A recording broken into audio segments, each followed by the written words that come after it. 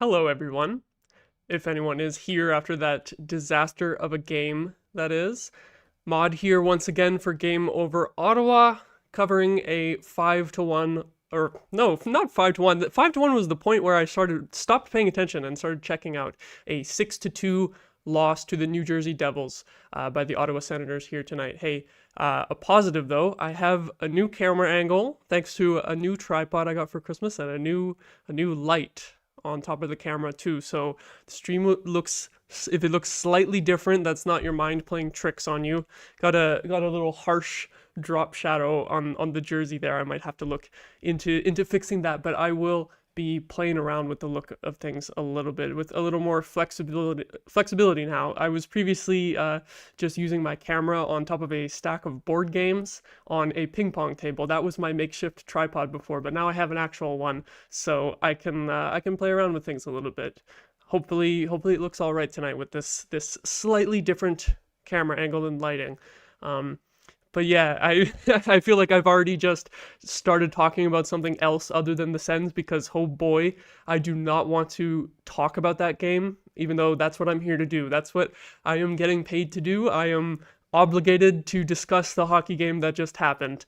And wow, I don't even know where to begin. It's a good thing to take notes for a game like this because uh there's hardly any positives, so I gotta dig out what I can after a performance like that. Just a bad game all around from pretty much the whole team.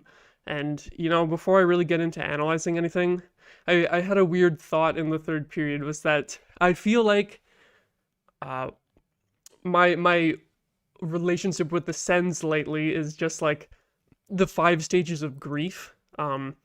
First stage being denial at the beginning of the season after that 3-1 stretch, when we started falling below 500. I know we quickly got to, I think, 4-6 was our record at one point. It was denial. It's like, no, there's no way this team can be that bad. They have to be better than this and they'll turn it around.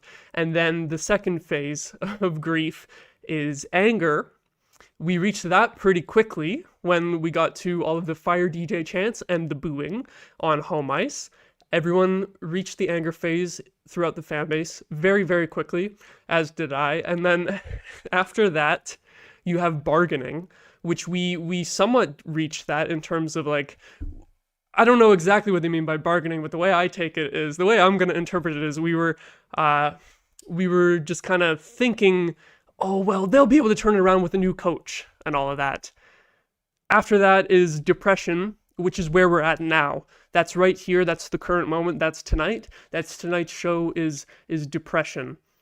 I'm also very close to the acceptance stage too, which is the acceptance that this is just a bad hockey team at this point.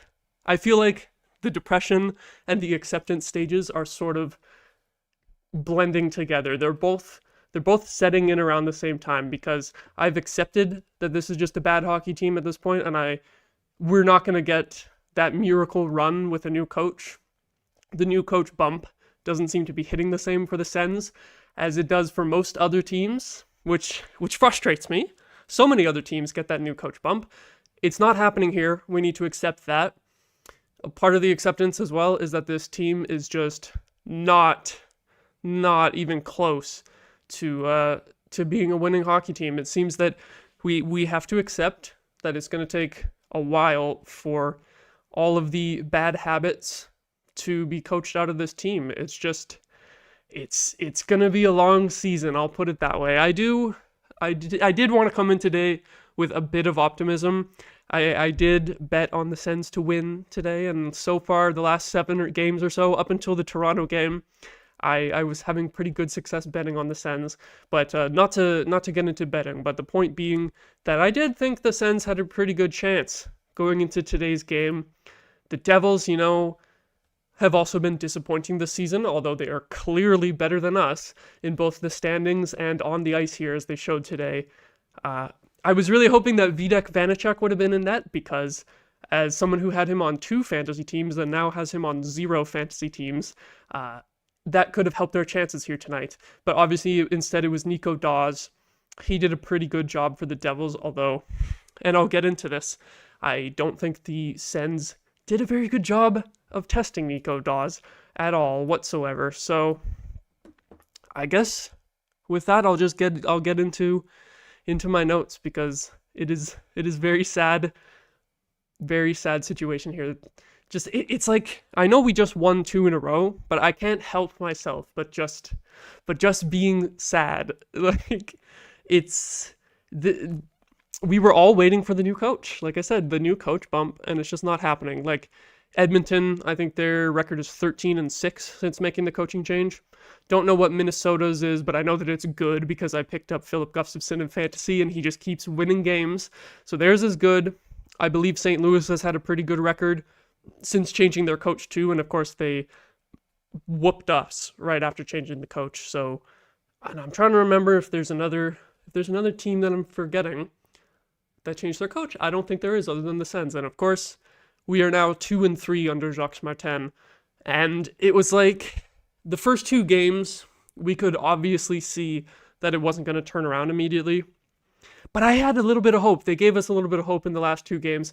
The thing that frustrates me the most tonight is, at least when this team is losing, I feel like they should still be scoring goals because they have that much offensive talent. But we just didn't see it here tonight. The Pittsburgh game, obviously there's a blown lead in that one. It sucks. And same with the Colorado game and the Arizona game. But at least we scored goals in those games to provide a little bit of entertainment value. And obviously the win against Toronto was awesome, although the Leafs do have a tendency to just blow it against teams at the bottom of the standings. So I felt like it was pretty obvious that we were going to win that game. And then just back on home ice, laying a total turd, which I feel so bad for the 20,000 people in attendance at this game, because after that Batherson goal, they had damn near nothing to cheer about for the rest of the night. And also, speaking of the Leafs constantly losing to bad opponents, I have to check real quick, because as I'm recording this, it was 5-5 in overtime between the Leafs and the Blue Jackets, so I have to check and see if that game has ended yet. Oh, there we go. The Columbus Blue Jackets win 6-5 in OT. That's so good. Oh my god. Yes, Johnny Gaudreau with the overtime winner. I'm not just laughing because I wanted the Leafs to lose, which is obviously the case. If you don't know, I am also a Columbus fan too, which is more pain. Nothing but pain for me as a hockey fan, supporting the Sens and also supporting the Blue Jackets for the last decade or so. Not fun for the most part. Most years, that is not a fun thing, but at least my teams, both of my teams, get to beat the Leafs every now and then it's really funny. So that's my little moment of levity here today, is that I get to laugh at that result. We all get to laugh at the Leafs today, but we also laugh at the Sens and cringe at the Sens at how bad they were too.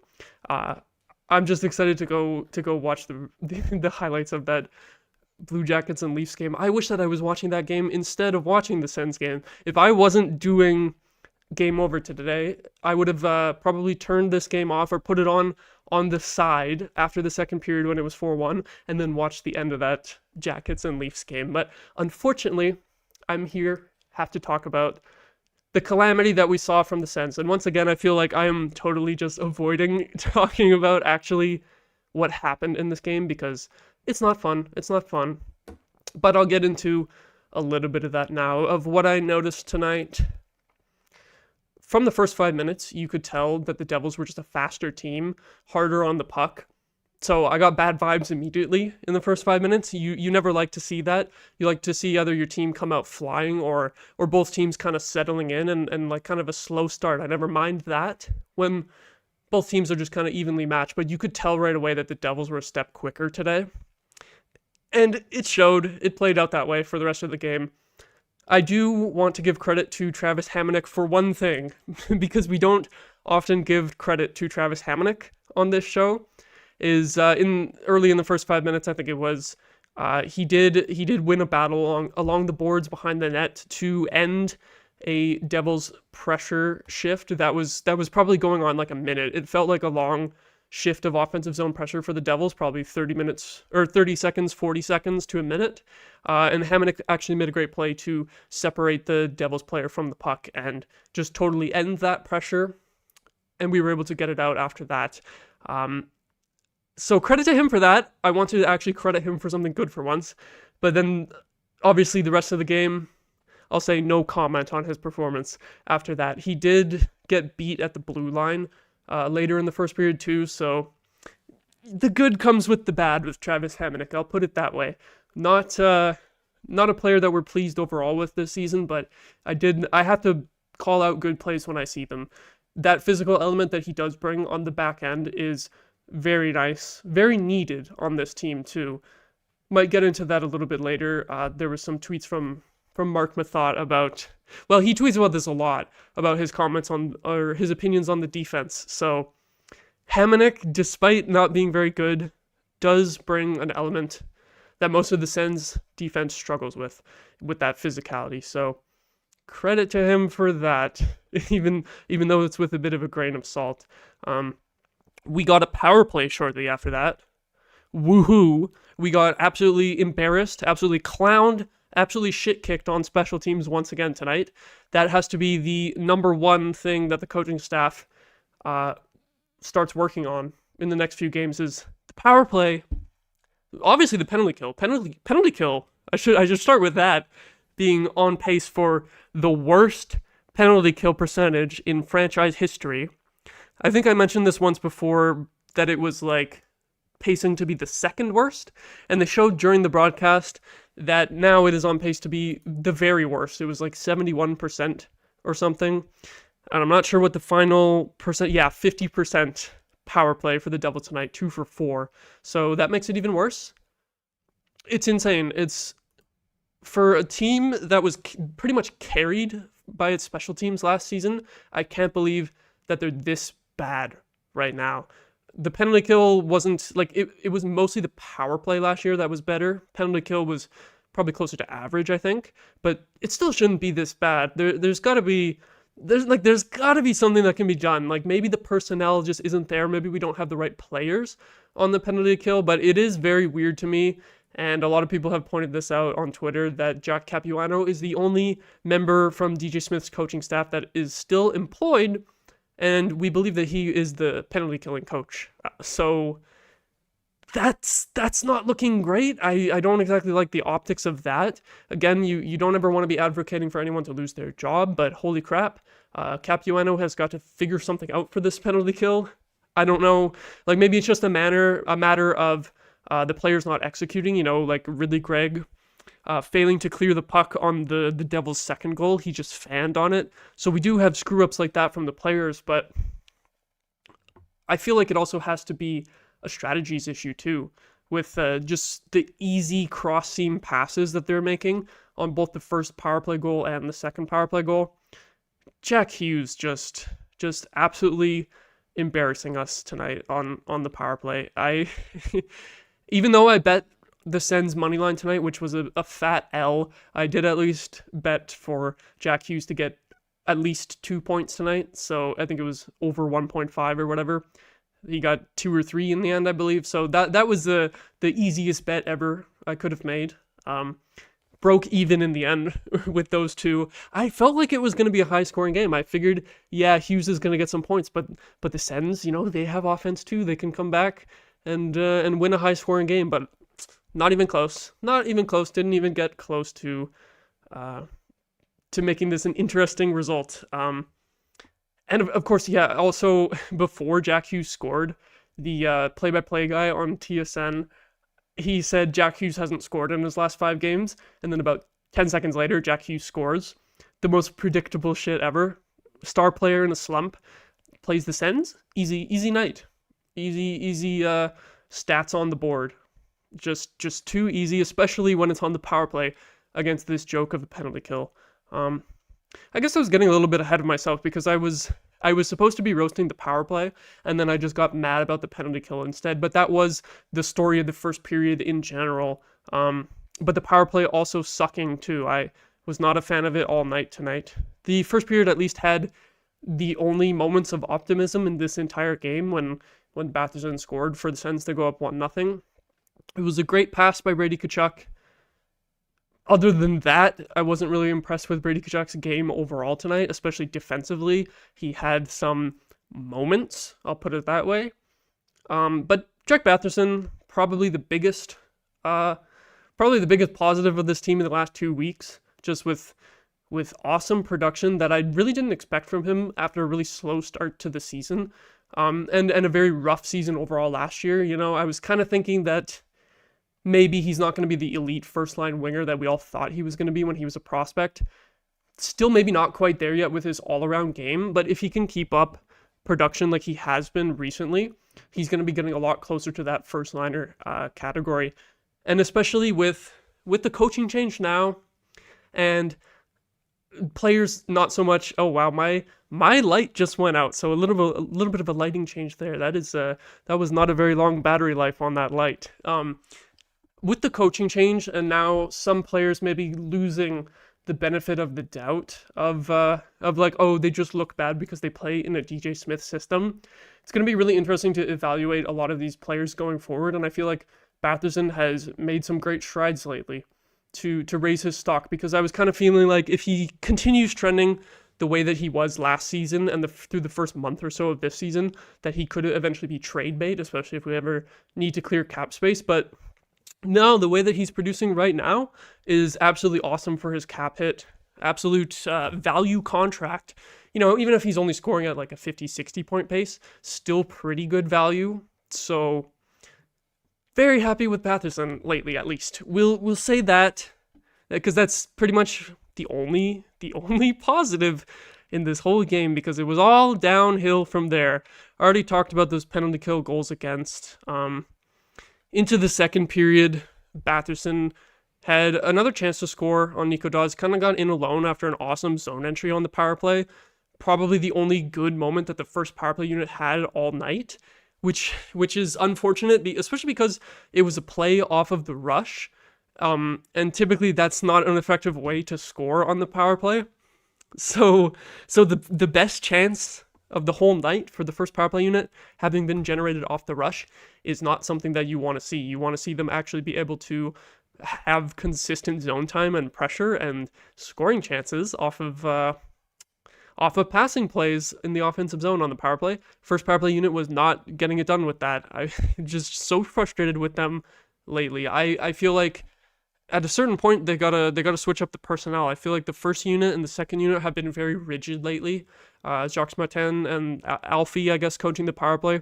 They've just kept the same units that we were previously running under DJ Smith into that losing streak. I feel like they gotta switch it up now, because the last few games, the power play has been a big issue. Huge issue again tonight. Like, obviously your penalty kill sucks, so 50% power play for the Devils is embarrassing, but 0% power play for the Sens is even worse. If you even get one power play goal at any point in this game, it could change the momentum, but it was nothing but a momentum killer once again here tonight. And God, what else do we hate? What else do we even have to talk about in this game other than just more goals against the Sens and just defensive breakdowns? I guess Brady, I was saying he had some moments defensively. He lost the puck on the breakout. He got it back, and then he turned it over again. And I couldn't believe what I was seeing. I think that was when he just threw it behind our net, and there was no defenseman there. There was no winger coming back on the boards. Just a blind play that you can't be making. Maybe that's a matter of a play that they usually like to do on the breakout, and the person who should have been receiving his pass just wasn't there. But I don't really think it looked like that. I feel like it just looked like a mistake from Tkachuk. Strangely, though, so I wrote that note to roast him for that defensive play, but strangely, he got a breakaway on the same shift, which he missed, which leads us to just the absolute lack of clutch scoring from our top guys today. Not a great night from Brady. Batherson gets the goal, but obviously he missed another chance in tight 2 in the second period. Norris had a breakaway, I think that was probably in the third period, I think. Just no one could beat Nico Daws on these chances where they were in alone, which is really disappointing from our top guys who are supposed to be our top goal scorers, especially since Nico Daws has barely played hockey all year. I think he had hip surgery last season, only a few AHL games this season, and then this is his first NHL game since like 2022, I think, or might have even been 2021. I'm not sure if he was playing at the beginning or the end of that season. So long time for him, and that's just so frustrating that the Sens only put up 10 shots on him halfway through the game. When you have a goalie who's inexperienced and hasn't played in the NHL in a long time, although he does have a little bit of experience a few years ago, you have to be peppering him with shots. You have to be making it hard on him. It was just too easy of a night for Nico Daws. So, like, I'm sure from a Devils perspective, they're probably like, oh, maybe he'll solve some of our goaltending issues. He was great tonight. He did make some great saves that he had to make on those breakaways, but other than just a few chances, like maybe 2 good chances in each period, we just weren't generating enough whatsoever. And like, I gotta check the scoring chances. Yeah, 8-5 for the Devils at 5v5 for the whole game. So that sounds about right to me. 5 scoring chances at 5v5 for the Senators sounds about right. Maybe I would have believed even less if it said 3 or 4, because that Norris breakaway was on the power play. So I would have believed the numbers if they were even less. And God, while I'm here on Natural Stat Trick, just the ugly Corsi stats, just getting the Devils dominating every period. You could tell that just from the shot clock alone, but looking at the advanced numbers is even worse. It makes it even uglier. Jesus. Yeah, I'm gonna click off those advanced stats because they're disgusting. I don't even want to read any more of them. They're just making me more angry and more annoyed. Yeah, and then another turnover from Zub. We expect better from Artem Zub, and usually we do get better from Artem Zub, but ugly turnover on that third goal by Mercer. Just, I couldn't believe that he didn't. This is the thing. This is kind of funny because I was just talking about Tkachuk throwing the puck behind the net and there was nobody there and it was a bad turnover. Then Zub doesn't do that. He does the opposite, where he holds on to it along the boards and kind of tries to move it up the boards, or I think it was kind of more into the middle of the ice, but tries to move it forward instead of back. Complete opposite of the Tkachuk play, but in this case, I thought it would have been better if he moved the puck back. I think we had numbers coming back. It was Dawson Mercer was like the only forechecker coming in. We had like 3 guys back. Everyone was coming back. I feel like there's, at the worst case, you throw it behind your net and a Devils winger gets it in the other corner, but all your guys are coming back and you can cut them off. So we get Brady throwing the puck behind the net when he shouldn't, and then we get Zub not throwing the puck behind the net when it felt like that would have been the better play. It's hard to harp on Zub too much because obviously he's our only good defensive defenseman, it seems like. Maybe you could say Sanderson as well, but he's often classified as more of a two-way D. So I can't get too mad at Artem Zub, but it was a pivotal moment in this game where the Devils got that 2-goal lead and never looked back because the scoring just kept going from them after there. And then it was yet another turnover for, I think it was the 4th goal. Can't even remember which goals are which at this point, which is a classic for me. It was Tarasenko that time in the corner. I think he was trying to pass it through the middle, and we had, I think it was his line mates, I think Stützle, Batherson, and also one of the defensemen just kind of fleeing the zone a little too early, just totally expecting that Tarasenko was going to be able to move the puck up, and obviously it got blocked, and then they're all out of position, they're all scrambling back, and the Devils score because we don't get saves when we need them. You know what? In a game where we allowed 6 goals, it's remarkable that I've gotten this far in, and I haven't even talked about the goaltending. I'll keep it short with the goaltending, and it's just that Korpisalo is a decent goalie, but he isn't going to bail you out. He isn't going to be making 40 saves a night routinely and keeping you in games that you shouldn't be in. If you continue to play the way that you are playing as the Sens, it's going to be a lot more 4 goals, 5 goals, and like tonight, 6 goals against on Korpisalo, because he'll have the amazing save occasionally. He did have an awesome pad save near the end of the second period, but obviously it was already 4-1 by that point because this team just loves giving up grade A scoring chances. So I don't blame Corpy tonight. Some of the goals, maybe you would like a save. Like the first huge shot kind of just went through him, I think 5-hole. Couple other ones, like you can debate. The Mercer goal, maybe like short side. I thought it was just a really nice move by Dawson Mercer, and it was more the defense to blame on that one. So just it's like I kind of give Corpy the benefit of the doubt on this game, but again, I don't think he's the type of goalie that's really gonna keep you in games. It's the type of goalie that you need a really good system in front of him, similar to Cam Talbot, similar to Philip Gustafson and Matt Murray.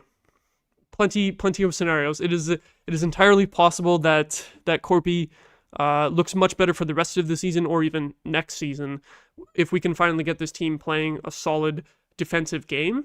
I think that is entirely possible. I'm not too down in the dumps on Corpy overall, but I think his stats are going to continue to be pretty ugly for a while here as the team is figuring it out in front of him, figuring it out defensively. And yeah, it just snowballed from that point. 4-1 at the end of the second, and I was just not even interested in watching the third period. It was at that point, there's been a lot of times this year where I'm just like, damn, I want to start streaming in the second intermission because I already have enough to rant about for the length of a whole show. And then, if anything funny or interesting happens in the third period, that would be funny to, react to it live. I could have the game up on a TV in the same room, but we can't do that. It is game over, so we have to wait until the game is over. But unfortunately for the Sens, there have been many times this season where the game has been over before the third period even begins, and we got another one of those once again today. Do I even want to talk about anything in the third period? Norris had that breakaway. I already talked about that. He couldn't score on Dawes. No one could score on Dawes. No one, I don't feel like anyone tried hard enough to score on Dawes, to be honest, outside of those couple of breakaway chances. And they were kind of weak attempts on the breakaways. They were all just kind of trying to shoot low, like 5-hole or just above the pad. And he was reading those very, very easily. Second power play unit actually had a really good shift. After the first power play unit totally stunk it up again. And then a breakaway out of the box for Brendan Smith. That was just a really funny moment. It's like, okay, we finally had a good, productive offensive shift where we had about a minute of zone time from the second power play unit there, and then we concede immediately after because, of course, we do. Just the complete epitome of the Sens this year is just killing your momentum with the special teams, and then the other team scores. I mean, it could have been decent momentum from the second power play unit, but again, no goals. 0 for 4 power play once again. So ugly stuff. Bernard Docker with that goal. Lucky bounce. Good for him. Nice to see him getting on the score sheet occasionally. Obviously, he doesn't have too much offense in his game, but I do like him overall.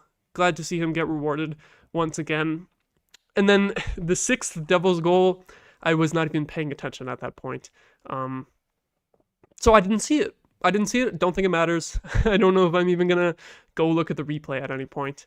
I'm going to take a look at the chat now because, holy crap, I don't want to talk about anything else that happened in this game unless anyone in the chat has any decent comments or questions. Let's see. Yeah, Rusty Carr saying the coaching wasn't the only issue on this team. That is very clear at this point. We're going to have to be doing some...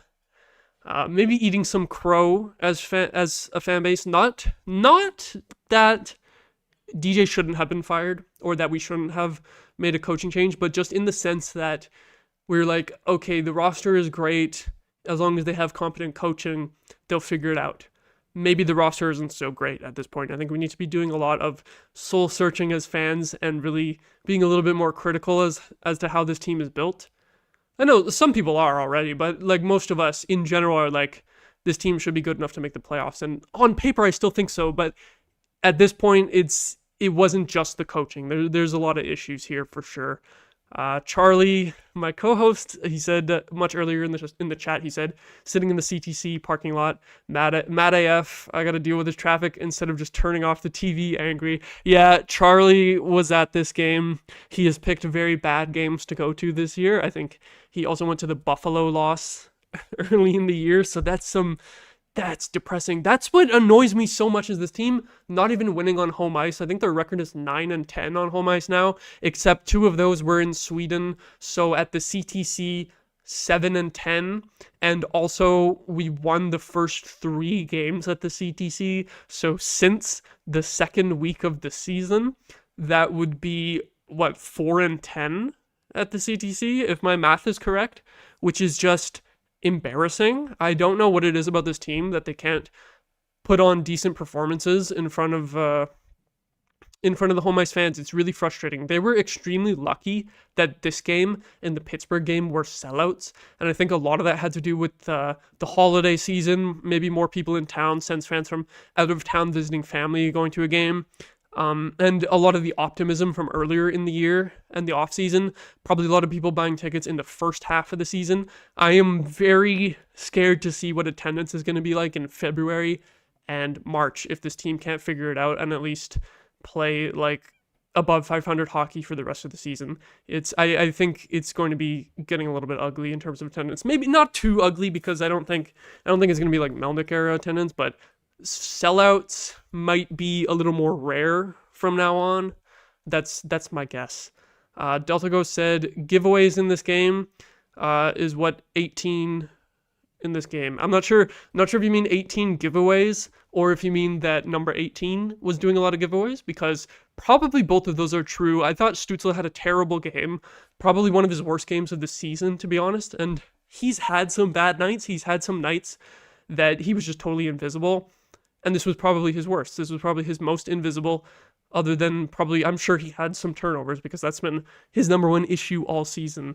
So whatever you meant by that comment, I feel like both possible interpretations that I read into that comment there are correct. So crap ton of giveaways, and also number 18 makes too many giveaways, and bad game from him. Matthew Gregory saying, good thing this game was blacked out.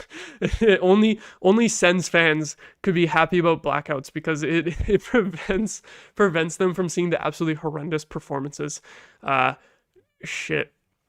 That's just depressing. Matthew also saying, bad team doing bad things. I would like to see Jacques in the interview being angry. Yeah, I think Martin has done a pretty good job of being level-headed so far and giving solid analysis as to what this team needs to do to be better. He had that quote about the goalies, how it's mostly not their fault most of the time. I'm gonna check the quote here actually. Yeah, he said, like, he explained to the goalies the play is an end product of how you play in front of them, away from the puck. And over the years, that's something that this area has really struggled with. I love that he straight up pointed out Cam Talbot as the obvious example of that. I thought that was very funny. So, like, Jacques has been saying all the right things in the media, and I think maybe some people have seen his post-game comments already by now, but I think if he was angry in the media after the game, that would hit pretty well with the fan base too. I've been impressed with him so far in terms of just how he's handled himself and how he's been speaking to the media. It's very refreshing to hear him actually sort of criticize and analyze the team's game in a more in-depth way than the quotes that we would get from DJ Smith, which always just boiled down to, oh, we played hard, we didn't get the bounces tonight, or oh, we weren't ready to play, I didn't get the boys to play hard enough in the first period or the second period usually. So I don't know. Yeah, maybe Jacques Martin will be a little bit angry in the media tonight. I'm angry, so I wouldn't blame him. 5-game road trip, Delta Go says Senators are going to sweep it. Yeah, just like the last one, right? I will say the 5-game road trip upcoming, I'm a little more optimistic for that one, even though the team sucks. A little bit more optimistic because I don't think it's as hard of a road trip as the previous 5-game road trip. Seattle, very up and down this season. Canucks are obviously really good, but we played decent against them last time. They lost to Philadelphia the other day. Sometimes they lose to bad teams. I think, did they lose a game to San Jose as well? I could be wrong. Could be totally wrong. And then Edmonton, we always get torched by McDavid and Draisaitl. So I even though Edmonton's record isn't very good, I don't give us much of a chance in that one. Calgary is not very good. We could beat them. We have beat them already this season. And then is it Buffalo at the end of the road trip? Because it's either Buffalo or another Western team, but we'll see how we do against Buffalo next game. So if we should be optimistic for another game against Buffalo, I don't know. They're obviously right there with us in the standings, but they did beat us earlier in the year. I think it'll be a better road trip than the last one, but probably not too good. It's too hard to be optimistic at all at this point. What else we got in the chat? Rusty Carr, the Sens need to learn to work as a unit under DJ. It was more individual. Now they have to work as a team. I agree with that. Under DJ, it was just horrible 5-on-5 play most of the time, and then occasionally Stützle would do something awesome on the power play, or Brady would bang a couple goals in. Just the individual performances totally carrying us with DJ Smith hockey. I felt like that's what it was. It was just most nights you never really felt like the team really dominated and deserved to win. It was just that if we did win, it was solely because of one of our players playing great. And we need to get away with that from that. That's not a consistent way to win in the NHL. You got to play as a team. So you're 100% correct about that.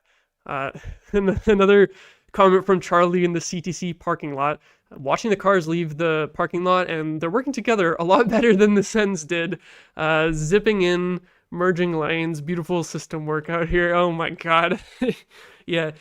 Saying that Ottawa drivers, especially in the CTC parking lot, saying that Ottawa drivers are working to better together as a tandem than the Sens did on the ice tonight, that is a bit of an indictment. That is pretty sad. You're probably true because it was really bad on the ice tonight, but for the standard of Ottawa drivers and the standards of how long it takes to get out of the CTC parking lot, I'm glad that everyone is working together out there and managing to make escaping the parking lot a decent experience, according to Charlie. I hope that he wasn't in there for a whole 40 minutes, because sometimes it is that bad, and it was a sellout today, so he might have been sitting there for quite a while. I don't know, Charlie, if you're still around in the chat there, let me know how long it's been that you've been in the parking lot, or when you got out, if you have gotten out yet.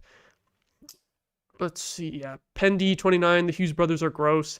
Yeah, Luke Hughes scoring on us too, just the brothers beating up on us. It's fun to watch, the two of them. I do really like all of the Hughes brothers, especially Jack. He's just electric. Love watching him handle the puck. And then his brothers, Quinn and Luke, both being able to do that from the back end, putting up a lot of points. I think Luke Hughes is probably going to be like just as good as his brother eventually. You're starting to see him with a lot more confidence. I think a couple of games ago against Columbus, they were down 3-2 with like 2 minutes left, and he just skated right through the middle of the ice through the whole team and sniped it to tie the game.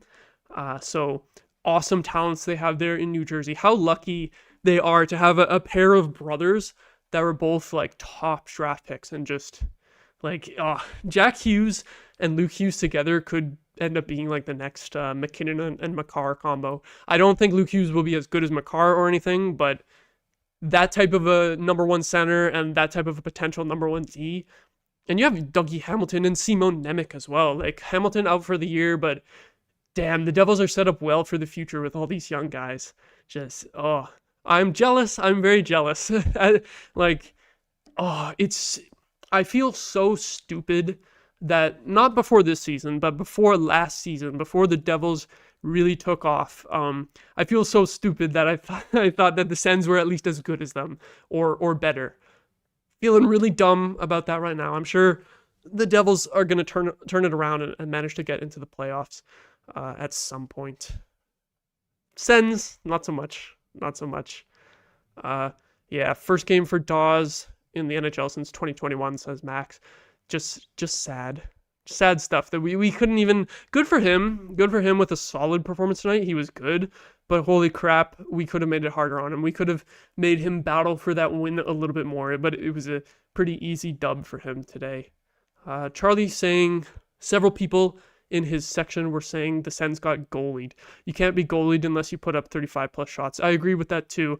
And there's even been some times this season where the Sens break 35 shots, and I still don't feel like they were goalied, because they'll often just throw the puck on net from anywhere to pad those shot stats, especially under DJ Smith. Haven't seen that as much lately since the coaching change, but no, we didn't get goalied. It wasn't enough offensive pressure. It was almost never any sustained pressure in the offensive zone outside of a few couple of stretches on the power play, and even on those stretches we weren't generating good enough scoring chances. It's just too much one and done offense, which, even though the defensive issues are the biggest issue with this team, I get almost more frustrated by the fact that these games, we can't even make them close. Like if we lost, I would have rather we lost like 5-4 tonight, have it be way more interesting, get to talk about some nice goals that we scored, but no, we don't even get that. Just all out stinker here tonight. Delta Ghost saying it was 19 giveaways in the game, clarifying the comment earlier. That's just, I feel like that's really high. It can't usually, you can't usually ever get more than like 15 for one team in a game, right? Like that's pretty bad. That's going to be the number one thing that Jacques is probably mad about after this game, and that they'll have to focus on for the next game against Buffalo, is that puck management with 19 giveaways. Golly, just brutal. Max saying Buffalo at home on Sunday, and then Buffalo is the last game of the road trip as well. It's, if we can't even beat Buffalo both of those games, that's gonna be sad. Even just like one game, even splitting a game with Buffalo would be pretty bad, because then you're losing the season series with them at that point. I'm not looking forward to to the next game for sure. If we lose against Buffalo, that's gonna feel like a new rock bottom. Like we already had rock bottom on the on the last road trip, but if we lose the next game to Buffalo and then going on another Western road trip, it might be rock bottom part 2. It's not quite rock bottom today, but almost nothing to cheer about. The meme where it's the middle-aged guy on Facebook looking all grumpy, and he says nothing to smile about in my life. That's me with the Sens right now. It's very rough. I hate to be this much of a downer after the last 2 games were quite good, but that was a rough one here tonight. So that's where I'm going to leave it.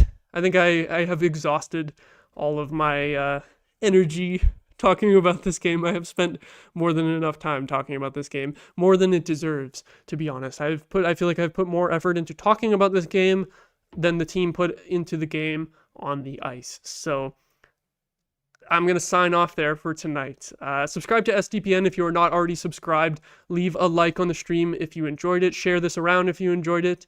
And yeah, have a good night, everyone.